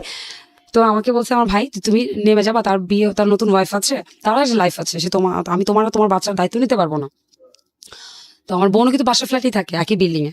হ্যাঁ, তো আমার বোন দুলাভাইয়ের সামনে, তো ওখানে কি হয়েছে, তো আমি কিভাবে চলবো? তুমি কিভাবে চলবে সেটা আমার দেখার বিষয় না। তুমি আমার মার সন্তান, আমার মা যদি তোমাকে মনে করে কিছু দিলে দিবে, না দিলে নাই। বেসিক্যালি আমাকে প্রেশার ক্রিয়েট করছে, আমি যেন এখানে চলে যাই, আর কিছু না। হুম। তো তুমি বাস থেকে বের হয়ে যাবো, মাসে তোমাকে 6,000 টাকা করে দিয়ে দিবো না আমরা। তো এখানে দামাদামি চলতেছে, মিটিং চলতেছে, বুঝছেন, আমার দুলাভাই আর ভাইয়ের ভিতরে। না 6,000 টাকা কিভাবে চলবে, 8,000 টাকা দিয়ে দাও হোস্টেল ভাড়াটা সহকারে। হুম। আমি না তাকিয়ে আছি হা করে। তারপরে দেন আমি কাঁদতে কাঁদতে আমার ভাইকে বলি ওই মিটিংয়ে, কারণ আমি জানতাম যে আমার ভাইয়ের পরে আমার বাবার পরে আমার ভাই, হুম। এটা স্বাভাবিক। তো আমার ভাই তখন সে দেয়, আসলে আমার বাবা মারা যাচ্ছে ঠিক 2 মাসের মাথায় কাহিনীগুলো হচ্ছে। হুম। আমার ভাই সে দেয়, আমি ভাই আমি তো অসুস্থ, মানসিক অসুস্থ তুমি জানো, তো আমাকে যে বের করে দিতে চাচ্ছ, আমি যদি বাইরে চলে যাই তো আমি যে অসুস্থ হয়ে যাই আমাকে কে দেখবে। হুম। দেন আমার ভাই একটা সে দেয় যে তুমি যদি রাস্তায় মরেও থাকো যেন আমাদের কাছে ফোনটা না আসে, তোমার মতো মেয়ে থাকার চেয়ে না থাকাই ভালো, কারণ তাদের মান ইজ্জত আমি ডিভোর্স দিয়ে দিচ্ছি। হুম। সো তুমি আমাদের কাছে আসবে না, তোমাকে প্রত্যেক মাসে 8,000 টাকা করে পৌঁছে দেওয়া হবে। ভাই আমার লাইফে আমি ফার্স্টে ভাবছি কি আমাকে ভয় দেখাচ্ছে, সিরিয়াসলি না। তো নভেম্বর 1 তারিখে আমার বের হয়ে যাওয়ার কথা, অক্টোবরের 15 তারিখের পর আবার আমাকে রিমাইন্ড করা হয় তুমি কিন্তু চলে যাচ্ছ 1 তারিখের মধ্যে বের হয়ে। তখন আমি বুঝলাম যে আসলে সিরিয়াস। আমার মা আমাকে অ্যাডভান্স ভাবো হাতে 2 মাসের অ্যাডভান্স 16,000 টাকা তুলে দিলে তুমি বাসা খুঁজে, তুমি বাসা বা রুম যেটাই পাও, রুম 8,000 টাকাতে তো খাওয়া দাওয়া রুম পসিবল না, তাই না? যা পাও তুমি চলে যাও বাস থেকে বের হয়ে। তখন আমি বুঝলাম যে না, জাস্ট ট্রু, আমাকে আসলে বের করে দেওয়া হচ্ছে, আমার দায়িত্ব নেওয়া হবে না, এবং আমার সম্পত্তিগুলো যদি আমি বুঝে নিই। সো আলটিমেটলি আমি যে চলে যাই, তো আমার মা ইজিলি আমার ভাই আমার বোনের নামে লিখে দিতে পারে। হুম। তো আমার ফ্রেন্ডরা, অনেস্টলি আমি কিছু নাম বলতে চাচ্ছি, না বললেই নয়, জয়া, জিকো, অর্ণব, যার মধ্যে আপনি একজনকে দেখতে পারলেন, অর্ণব, ওরা আমার ক্লোজ ফ্রেন্ড ছিল, বেস্ট ফ্রেন্ড ছিল। আমরা সবসময় শুনে থাকি যে বন্ধু সঙ্গ দোষে মানুষ নষ্ট হয়, বন্ধুদের দোষে। আমার এই বন্ধুগুলা এই গত লাস্ট 6-7 বছর আমাকে কিভাবে টেক কেয়ার করেছে এবং কিভাবে সাপোর্ট করেছে, আনবিলিভেবল। আমার বাবার পরে তাদের স্থান। হুম। তো আমি বাস থেকে বের হয়ে যাবো ভাই, এখন হোস্টেল দেখতে চাই। বিলিভ দ্যাট 35 স্কোয়ার ফিটের ফ্ল্যাটে থাকি আমি, আমার লালমাটিয়ার মহিলা হোস্টেল। আনবিলিভেবল লাগে আমার কাছে দেখতে গেলে। তো এখানে খাওয়া থাকা 3500, ফার্ম গেটের হোটেলে নিয়ে যায়, আরে হোস্টেল দেখতে নিয়ে যায় আমার ফ্রেন্ডরা। আনবিলিভেবল, আর চোখে ফালায় রেখে দেয়। হাউ ইজ ইট পসিবল, আমার কাছে এরকম মনে হয়। তো ওরা কষ্ট করে একটা সাবলেট খুঁজে বের করে যেখানে তার হাজব্যান্ড থাকে না, মহিলা আর মহিলার মেয়ে। তো পাশের রুমটাতে আমি থাকবো, রুম ভাড়াই 6,000 টাকা, আমাকে দিবে 8,000 টাকা, 2,000 টাকা আমাকে খাইতে হবে। পড়াশোনার দায়িত্ব তারা আমাকে নিবে না, তারা বাসতে বের করে দিচ্ছে। দেন আমি তাকে বললাম যে তাহলে আমার ফ্ল্যাটটা আমাকে যে খালি করে দাও আমার ভাইকে, তাহলে তো আমি আমার ফ্ল্যাটের ভাড়া দিয়ে চলতে পারি। তো আমার ভাই বলছে ঠিক আছে, ফ্ল্যাট তো খালি করে দায়িত্ব আমি নিবো না, তো আম্মু কথা বলবে না। তো ও রাজি হয়েছে। তারও 2 মাস পরে নভেম্বর 1 তারিখে আমি বের হয়ে যাই 2012-তে। ও জানুয়ারি 1 তারিখে ফ্ল্যাট ছাড়বে, তার আগে সে ছাড়বে না। আপনার হাজবেন্ড? হ্যাঁ, বাই দ্য ওয়ে এই মোমেন্টে আমার শ্বশুর মারা যায় ক্যান্সারে। আচ্ছা। আমার যে ডিভোর্স হয়েছে, তো কি হয়েছে, আমার শ্বশুর হসপিটালে ভর্তি ছিল এখানে। তো আমি হসপিটালে আসা যাওয়া করতাম আমার শ্বশুরকে দেখার জন্য। আমার শ্বশুরের সে ছিল আমার হাজবেন্ডের পক্ষে যে ও আমার মেয়ে, তোমার বউ ছিল তোমার সাথে ডিভোর্স হয়ে গেছে ও আমার মেয়ে। সো আমি যতদিন বেঁচে আছি আমাকে দেখতে আসবে, ওকে কেউ বাধা দিবে না। এবং আমি রাত্রেবেলা হসপিটালে থাকতাম বাবার সাথে, আব্বুর সাথে। আব্বু অসম্ভব, আসলে এরকম শ্বশুর হয় না, আমার কপালটা ভালো। তো এরকম আমার বাচ্চা তখন শুধু ও আবার বংশে একজনই ছিল আমার বাচ্চা ছেলে। আমি কি তার নামটা বলবো? না না, দরকার নাই। ওকে, না তো আচ্ছা নামটা বলি, আপনারা মিউট করে দিয়ে। তো নামটা ছিল আমার মা রাখে। তো আমার বাচ্চা এখন দাদা যেহেতু 40, আমার পক্ষে যাওয়া সম্ভব না, আমি যেহেতু ডিভোর্স। সো আলটিমেটলি ওকে যেতে হবে, আমার বাচ্চাকে ও নিয়ে গেল। দাদা 40 যেতেই হবে, একটা মাত্র নাতি, তো নিয়ে গেল। আমি অলরেডি ভাইয়া আলাদা বাসায় থাকা, যে আপডেট বাসায় গিয়ে থাকলাম। আমার অলরেডি ভর্তি চলে যাচ্ছে। আমার বাবার শখ ছিল আমাকে যেহেতু পড়াবে এসএসসি-তে। তো আমি অলরেডি ধানমন্ডিতে 11 নম্বরে charter university and college SSC পড়ার জন্য, মানে যেটা প্রাইভেট সি আর কি, ওটাতে ভর্তি হলাম। আমার গলার আর কানের আর আংটি বন্ধ করে রেখে আমাকে পড়াবে না, আর আমার কথা আমাকে পড়তেই হবে। ওকে, ফাইন, আমি এসএসসি ভর্তি হই। হ্যাঁ, তো আবার ছেলেকে নিয়ে গেল 40 কথা বলে। তো 40 ছিল, আসলে 40 ছিল। তো এরপরে আটকায় ফেলা, এই যে আটকালো, আমি আর বাচ্চা নিতে পারছি না, কোনোভাবে নিতে পারছি না। বাসার সাথে কারোর সাথে যোগাযোগ ওইভাবে হচ্ছে না। 8,000 টাকা করে কেয়ারটেকার যে ম্যানেজার ছিল বিল্ডিং এ, তাকে দিয়ে পাঠিয়ে দেওয়া হচ্ছে। ভাইয়া এমনও দিন গিয়েছে, আমি বাসাটা 2 মাস ছিলাম, মানে আমার বাবার শহরে বাবার ঢাকায় কিন্তু 8টা বাড়ি, কতগুলো ফ্ল্যাটের অভাব নাই, কিন্তু আমিও সেই এরকম ফ্ল্যাট খুঁজে খুঁজে বেরিয়েছি। এমনও দিন গেছে বাড়িওয়ালার ভাড়া দিতে হবে আজকে, আমরা তখন টাকা পাঠায়নি, আমি লুকিয়ে আরেক বান্ধবীর বাসায় থেকেছি, কারণ ফ্ল্যাটের ভাড়া দিতে পারছিলাম, রুম ভাড়া দিতে সো আপনারা পারছিলাম না। ফ্ল্যাটের মালিকরা বুঝতে পেরেছেন যারা ভাড়াটিয়া তারা কিছুটা কি পরিমাণ কষ্ট করে, কিছুটা হলো বুঝেছেন আপনি আপনার লাইফ দিয়ে। যদিও ইটস হ্যাঁ, ভেরি প্যাথেটিক স্টোরি, অবশ্যই। Very pathetic story. আমি জানি যে এই জার্নিটা শেষ হয়েছে, because you are happy right now, আপনার Yeah, আপনার I'm মুভমেন্ট happy থেকে now. সবকিছু দিয়ে। আমি ওই জায়গাটায় আসতে চাই একটু এসকেপ করে, সমস্ত কিছু এসকেপ করে। Okay fine. তো যেহেতু আমার ভাইরা এত কিছু করেছিল তার প্রপার্টির জন্য আর পাবে বলে, দুঃখ বিষয় তো আমার ভাইয়ের বোন না তার বন্ধুর সাথে চলে যায়। সরি, কারো কারো দুঃখিত মানে কারো 7 বছর কঠিন পর, সিচুয়েশনে 7 বছর সংসার করে, তার অলরেডি তখন 8 মাসের বেবি থাকে।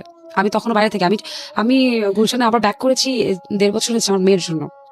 মেয়ে মানে 2 বছর হয়েছে আমার মেয়ের জন্য মেয়ে বলতে বলছি আমি। ওকে। তো আমার ভাইয়ের একটা 8 মাসের বাচ্চা রেখে তার বউ চলে যায়। এই তো আমার একটা ডিভোর্স হয়েছে বংশে। So now you can back. হ্যাঁ, আমি সবকিছু শুরু করি বংশে। আমি আগে বলেছি যে আমি ডিফারেন্ট হয়েছি। আমি নাচ বলেন, স্কাউট বলেন, সবকিছু আগেই শুরু করেছি, ডিভোর্সটা আমি শুরু করেছিলাম। যাই হোক, ভাগ্যিস ওর বউ চলে গিয়েছিল। তো এখন ওর মেয়েটাকে কাজের মেয়ে তো পালে, তো আমার তো বুক খালি। আমার অলরেডি কেস হয়, আমি কেস চালাই, আমার এইটুকু, আমি পার্ট টাইম জব করি, আমি কেস চলে মানে আপনার ফর দ্য ফার্স্ট টাইম কোর্টে হাজিরা দিতে হয়, কোর্টে উঠতে হয়, কোর্টে শুধু মানে আপনি আসামি হলে যেখানে দাঁড়াতে হয় সেখানে দাঁড়াতে হয়, দাঁড়াতে যেটা হয়েছে মা আপনাকে। হয়ে। You have that experience, Yeah. Very bad experience. কিন্তু আমি তাও পাইনি, তার মিডিয়ার জোরে। মিডিয়ার জোরটা অনেক বড় জোর ভাইয়া, সে মিডিয়ার সবাই ভয় পায়। সে মিডিয়ার জোর দেখে কি করেছে? না, লিগালি এটা ল আমি সবকিছু আসলে প্রমাণ সহ বলতে পারবো না। থাকে না কিছু জিনিস যে মিডিয়া লোকদেরকে সবাই ভয় পায়, সেটা আপনি উকিল বলেন, কিছু হলেই নিয়ে আবার রিপোর্টার নিয়ে ধরায় দেয় বা এটা করে সেটা করে, থাকে একটা পাওয়ার। যথেষ্ট এক্সপ্লয়েটও হয়, এবং হ্যাঁ। মিডিয়ার লোক বলেই বলছি যে সব সব নিউজ যে সত্য তা না, যথেষ্ট রকমের এক্সপ্লয়েট হয়। হ্যাঁ হ্যাঁ হ্যাঁ। যাই হোক, হ্যাঁ বলুন তারপর। তো আমি তো আমার ছেলেকে পাইনি। আমি আমার ছেলেকে ফেসবুকে বা নেটে বড় হতে দেখি, ডে বাই ডে আমি হতে ছবি চুরি করে রাখি এখনো, বড় হতে দেখি স্ক্রিনে। আমার ছেলে জানে যেটা যার কাছে আছে সে তার মা না, আমি তার মা, কারণ ওকে নিয়েছে আমার কাছ থেকে যখন ওর বয়স 7 বছর, যথেষ্ট বড় করে নিয়েছে। এমনিতে লিগালি কি বলে, মানে ছেলে কত বছর পর্যন্ত বাবার কাছে থাকে? ছেলে 8 বছর পর থেকেই বাবার কাছে থাকে, 8 বছর বয়স পর্যন্ত মার কাছে থাকে। ও ওকে। আর মেয়েরা 18 বছর পর্যন্ত মার কাছে থাকে। আপনার ছেলের বয়স কত এখন? এখন 11 বছর ও কি সেকেন্ড বিয়ে করেছে পিপু? মেবি। আর যদি সেকেন্ড বিয়ে করে না থাকলে যে মেয়েটা থাকে তার বাসায়, যে ছেলেকে পারে সে কি আমি জানি না। আচ্ছা, তো আপনার লাইফে চেঞ্জেস আসলো কিভাবে? আপনার আমি ভাইয়ের এই বলছি, ঘটনা আমি তো পাশাপাশি ইউল্যাব থেকে এমএসজি কমপ্লিট করেছি, আবার এসএসসি এর ফার্স্ট ইউল্যাবে আপনি এমএসটি কমপ্লিট করেছেন কত সালে? এই যে এবছরে ফার্স্ট মানে পাশ মানে আমার শেষ হলো আর কি। তো আনফরচুনেটলি আমি আপনাকে পাইনি, কারণ ইউল্যাবে আমি পড়াতাম, ওদের একটা রেডিও আছে, ওটার আমি অ্যাডভাইজার ছিলাম 3 বছর। আচ্ছা, আমি রেডিওতে যাইনি। ওকে, আমি আমি কোনো লাস্ট ক্লাবে 2 join বছর করতাম যাবত না। ছেড়ে দিয়েছি। ওকে, যাই হোক, হ্যাঁ আচ্ছা হ্যাঁ, তাহলে আমি তখন ছিলাম, যখন আপনি ছিলেন তখন রেডিও। আচ্ছা আচ্ছা আমি হচ্ছে মানে কোন ক্লাবে যেতাম না, ক্লাস করতাম, বের হয়ে যেতাম। ওকে। তো এমএসজিতে পড়লেন কেন আপনি? আমার ভালো লাগে, আমার বাধা ধরা পড়াশোনা, বাবার পছন্দ, যেমন এই যে এসএসসি এর ফার্স্ট পার্ট শেষ করে সেকেন্ড পার্ট আর 2টা পরীক্ষা বাকি, সেকেন্ড পার্ট শেষ। আমার এই টাইপের খোলা, যেখানে চিন্তা করার ইয়ে আছে, ওই টাইপের আপনি পড়াশোনা ভালো সিএ লাগে। তে কোনো ট্রাই করলেন না পরবর্তীতে এসএসসি করার পরে? হ্যাঁ, যে আমি অলরেডি বাইরে চলে যাবো আমার মেয়েকে নিয়ে। মেয়ে বলতে কি আপনি আপনার ভাইয়ের মেয়েটাকে মেয়ে বলছেন? হ্যাঁ। হ্যাঁ, ওকে। তো আমি যখন এরকম বাইরে থাকি, ওরকম ফেলে গেছে, কাজের মেয়ের দিকে পালছে, তখন আমি আমার ভাইকে ফার্স্ট অফার দিই যে আমি ওকে পালি, আমার তো বাচ্চা নাই, ওরও তো মা নাই, তো আমি ওকে পালি। তো ভাইয়া ফার্স্টে বুঝে নাই, কারণ আমার সাথে এত কিছু করেছে তারা, আমি এটা কিভাবে নিচ্ছি। তো দেন বলা আচ্ছা ঠিক আছে, তুমি তাহলে 1 সপ্তাহের জন্য একটু, আমি আবার আসতাম এখানে বেড়াতে, শুধু ঈদের দিন আসতাম, ঈদের ইচ্ছা থেকে পরের দিন চলে যেতাম। এই ধানমন্ডি গুলশান নেই, আমি ধানমন্ডিতে ভাড়া থেকেছি, আমার নিজের ফ্ল্যাটের ভাড়া দিয়ে আমি পড়াশোনা চালিয়েছি, আমি আমার বাসা ভাড়া চালিয়েছি, পার্ট টাইম জব করতাম, রিসেপশনিস্ট হয়েছি আমি ওই যে এই কয় বছরে পড়াশোনা চালানোর জন্য আমি বাসাতে 1 টাকাও নিইনি, সরি। আর হচ্ছে আপনার যে বিমা কাপের অফিসগুলোতে কিন্তু স্টুডেন্ট না, যারা ইন্টারের পরে পার্ট টাইম জব করতে পারে, সেখানেও গিয়েছি, 8,500 টাকা বেতনে জব করেছি। ওকে ওকে, স্টোরি এটা শেষ হবে না, এটা চলতে থাকবে, বাট আমরা একদম প্রেজেন্ট লাইফেই চলে আসতে চাই। হ্যাঁ, আপনি হ্যাঁ। অফারটা গ্রহণ করে আপনার ভাই শেষ পর্যন্ত, তাই তো? তাও আমাকে ট্রায়াল ভার্সন দেয় 1 সপ্তাহ, যে আমি কি আদৌ পালতে পারবো কিনা আমি। হুম। তো পালতে পারি, বাট আমার একটা শর্ত থাকে, আমি ওর থেকে লিখে নিব, মানে বাচ্চাটাকে আপনাকে দিয়ে দিতে হবে? আমাকে লিখে দিতে হবে। এবং শুধু তা না, আমি এভাবেও লিখে নিয়েছি যে ওর প্রপার্টিতে ও কোনো ভাগ পাবে না, না, আমার হাজবেন্ড মেয়ে আমার প্রপার্টিতে ভাগ পাবে, ওর প্রপার্টিতে কোনো ভাগ পাবে না? না আমার ভাইয়ের প্রপার্টিতে কোনো ভাগ পাবে না। আমি মেয়েটা, ও দিল কিভাবে? ওর তো অপশন নেই, ওর নতুন লাইফ শুরু করতে হবে। তো আমার মেয়ের বয়স এখন আল্লাহর রহমতে 3.5 বছর, আমি ওকে 1 বছর বয়স থেকে নিয়েছি। বাট ও নতুন লাইফ শুরু করলে নতুন লাইফেই ওর মেয়েটাকে রাখতো, মানে আমরা আমাদের সৎমা চিন্তা। তো সৎমা, একটা কথা মনে রাখবেন ভাইয়া, সৎমা কখনো মা হয় না। আমি তো তার ফুফু, যদিও আমি ওকে জানাইনি, জানাবো না, এটা এখানে আজকে পরেই শেষ হয়ে যাবে কথাটা, আর কখনো বাইরে জানাবো না। আমি তোর ফুফু, ও তো আমার ব্লাড, তাও আমি ওকে দেখবো। বাট ও বাবা হয়ে এত বড় একটা স্যাক্রিফাইস করে ফেললো, যেটা মানে ইজ ইট স্যাক্রিফাইস? না, এটা স্যাক্রিফাইস না, মানে বাবা হয়ে এত বড় একটা কনজাস্টেড, মানে এত রাফ একটা ডিসিশন নিল কিভাবে? মানে তার সে ছিল সে তার বাচ্চাকে মা দিতে চেয়েছিল। সেও তো বুঝে না তার ওয়াইফে চলে যাবে। বিষয়টা হচ্ছে কি জানেন? আমার বাচ্চাকে আমি পাইনি আরেকটা রিজন নেই, বিকজ অফ আমার উকিলকে আমি পরে জানতে পারি যে আমার দুলাভাই আর ভাই মিলে যাতে ওরা দুজন সব প্রপার্টি পেতে পারে। আমার উকিলকে উল্টে টাকা দেওয়া হতো। আমি তো কষ্ট করে ইনকাম করে টাকা দিতাম ভাই উকিলকে কেস টানার জন্য। আর ওরা উল্টে টাকা দিতে যেন আমি বাচ্চা আনতে না পারি। কারণ ও না আসলে আর আমি বুঝতে পারছি যে একটা নরক জীবন আপনি ফেস করেছেন এবং সেটার জন্য কে দায়ী বা কারা দায়ী, কি দায়ী সেটার প্রশ্ন আমি যেতে চাই না। এখন আমি হ্যাপি। আমার প্রপার্টি আমি সব বুঝে পেয়েছি। দ্যাটস আমি কোশ্চেনটা করতে চাচ্ছিলাম। আপনি প্রপার্টি সম্পূর্ণ বুঝে পেয়েছেন। আমারগুলো আমি সব বুঝে পেয়েছি। যদিও আমি নেইনি। কেন এখন আমার নেননি? মার কাছে আমি বলেছি যে তুমি মৃত্যুর পরে আমি নিবো। হ্যাঁ, আমার নামে দেওয়া। ওকে। ফাইন। কিন্তু আমার মা ভোগ করে আমি এখন আমার মাকে নিয়ে আছি। আমি আমার মা বাচ্চাটাকে নিয়ে আর এই তো আমার এখন এনগেজমেন্ট হয়েছে গত বছর আগস্টে। হ্যাপি আছি। মানে আর আপনি তারা somehow সব জানে আমার আগের লাইফ, এবং এই হাজবেন্ডও আমার এই মেয়েকে তার মেয়ে হিসেবে লিখিত নিয়েছে এবং সে অ্যাকসেপ্টেড যে যখনই আমার ছেলে আসবে সে মেনে নিবে, বিকজ অফ সে আমার ফ্রেন্ড ছিল গত 5 বছরের। আমি একটা জিনিস আপনাকে মানে আপনাকে সাজেশন দেওয়ার কিছু নেই, কাজ আপনি আপনার জায়গা থেকে অনেক বেশি রিচ এইসব জায়গাগুলোতে, মানে বিদ্যা বুদ্ধি বা নিজের লাইফ থেকে যে এক্সপিরিয়েন্স পেয়েছেন। মানে কি মনে হয়, মানে এই যে লাইফে একটা সময় গিয়ে মেসে থাকলেন, মানুষের কাছে হাত পাতলেন টাকার জন্য, হ্যাঁ, লোন করেছি ফ্রেন্ডদের কাছ থেকে। লোন করেছেন। আচ্ছা, আমি যে মেয়ে যে আমি আমি প্রাইভেট কার্ড থাকতো আমার, যেটাতে আমি স্কুলে যেতাম, ভার্সিটিতে যেতাম, আমাদের বাসায় 3-4টা কার্ড থাকতো। এখন আছে। আপনি এখন প্রেজেন্ট লাইফে আপনি এখন কোটি কোটি টাকার মালিক। আবার, সিম্পল। simply আবার। কোটি কোটি টাকার মালিক। এখন আম, আপনার কাছে কি মনে হয়, আপনি আপনার মেয়েকে নিয়ে বাইরে চলে যাচ্ছেন, দেশের বাইরে থাকবেন, একটা হয়তো বা সেখানে একটা সেটেল লাইফ হবে, আপনি যে লাইফে যাচ্ছেন সেই লাইফের জন্য অনেক বেশি প্রিয় দর্শক, সম্পূর্ণ ভিডিওটি দেখে আপনার কি মতামত অবশ্যই কমেন্ট করে আমাদের জানিয়ে দেবেন, কারণ এখানে উঠে আসে আর যে কেউরিয়া ভাইয়ের স্টুডিও থেকে মূলত যে সকল বিষয়গুলো আমরা জীবনের গল্পের এই সকল ইতিহাস আমরা তুলে ধরার চেষ্টা করি। আপনারা জানেন বর্তমান সকলেরই মূলত জীবনের একটি না একটি পদক্ষেপ বা একটি মানে দিক কিন্তু মূলত দেশ বা দেশাত্মবোধক, যেটি মূলত জীবনের সাথে জড়িয়ে আছে। সকলের কিন্তু মূলত জীবনের একটি না একটি কাহিনী হয়ে থাকে। তো আমাদের এই ভিডিওটি ভালো লাগলে অবশ্যই আপনার মতামত কমেন্ট করে জানিয়ে দিয়ে চ্যানেলটি সাবস্ক্রাইব করার জন্য সকলকে আমি বিনীতভাবে অনুরোধ জানাচ্ছি। সকলে ভালো থাকুন, সুস্থ থাকুন। দেখা হবে পরবর্তী আরেকটি ভিডিও পাওয়ার জন্য। তো সকলে ভালো থাকুন, সুস্থ থাকুন এবং আমাদের চ্যানেলটিতে সাবস্ক্রাইব করে সাথে থাকবেন। আল্লাহ হাফেজ।